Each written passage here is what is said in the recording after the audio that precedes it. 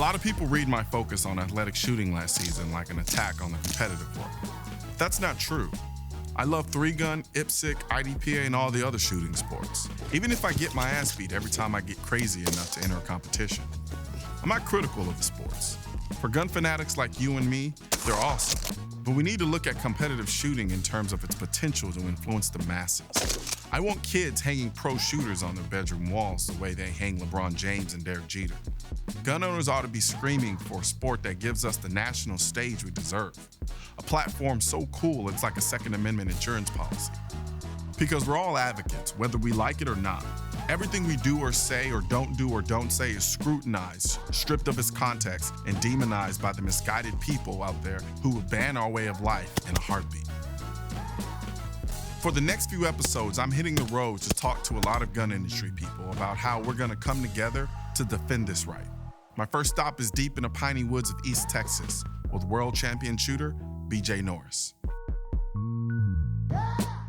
We are at Bill Wilson's personal range, the Circle WC Ranch in Northeast Texas. Okay. We've got a pretty neat little stage set up for us to shoot today. We're gonna start with a handgun. We've got an activator popper, which is gonna trip the swinging paper target. And then we're gonna engage the 4 static steel plates on that tree. Then we're gonna safely ground the pistol on the table, move across to the bolt action rifle, engage another 4 target tree that's about 100 yards downrange. We're gonna move to the plate rack with a shotgun, engage our 6 plates on the plate rack. We're gonna put it down safely on the table. We're gonna move across, we're gonna have an AR carbine over here. We're gonna pick it up. We got 2 shots on a charging target. Then we're gonna move about another 25 yards downrange and engage 8 steel poppers there. Gotta be honest with you, sounds like a lot of stuff I'm gonna forget. There is a lot of stuff going on. Looks like fun though. So let's have at it. Let's do it, man. Ready? Shooter ready. Ready. Stand by.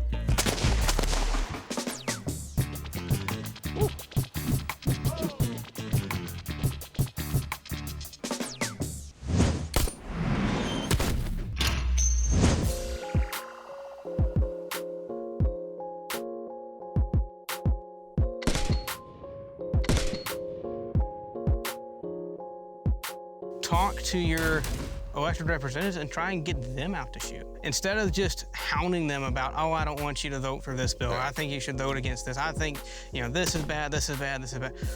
why don't we try and get them out and shoot? I want to believe that could work. The reason why I don't believe it'll work, I think it falls in the same vein as like getting celebrities to go out and shoot. There are a ton of celebrities that go out and shoot quietly. They do it and they love it. But they're not willing to risk, one, their reputation, nor their livelihood, ironically enough, you know, to come out publicly and say it. I think where it needs to start is with us.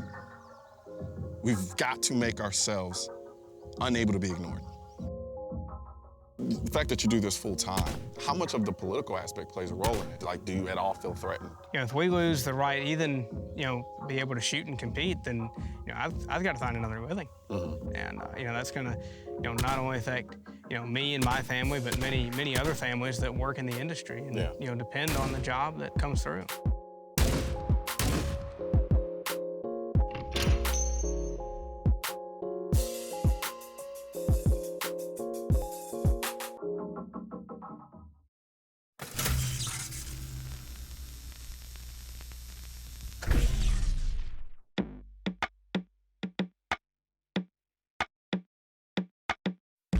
Next up on my magical mystery Second Amendment tour, Eagle Pass, Texas. I'll be honest, I was pretty apprehensive about this one.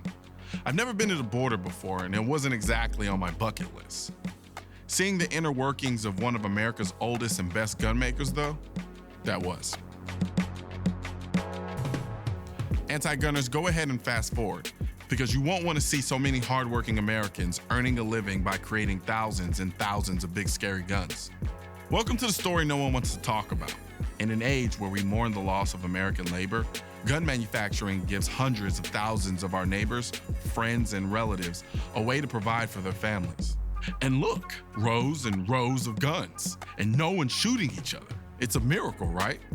Anyway, for a lot of gun guys, Mossberg means shotguns, great shotguns. But what stood out to me were some of the lesser-known guns like the MVP patrol rifle, which Losort and I used in our competition last season. This trigger is highly underrated, if you ask me. Initially, I thought the whole lightning trigger thing was a little gimmicky, but it's a damn good trigger. You could argue that even just producing guns like the patrol rifle is a defense of the Second Amendment in itself, and you'd be right. But the government can ban rifles, it can ban shotguns, and it can ban triggers. It can and has banned anything and everything firearms related. So it's not enough for us just to make the guns and shoot the hell out of them. We have to be vocal about how important this right is. I don't care if you build guns, shoot guns, collect guns, whatever. If you use them, you're an advocate, like it or not. No matter whether you're an end user or somebody that manufactures them, if you don't recognize that you have to be engaged in the political process, I think you're really missing the boat. When the factory tour finally came to an end, I was left with a deep respect for the men and women working the assembly line. These are the silent champions of the Second Amendment. People who come in every day and through very difficult work, make it possible for free Americans to access their right to keep and bear arms. Next week on Noir.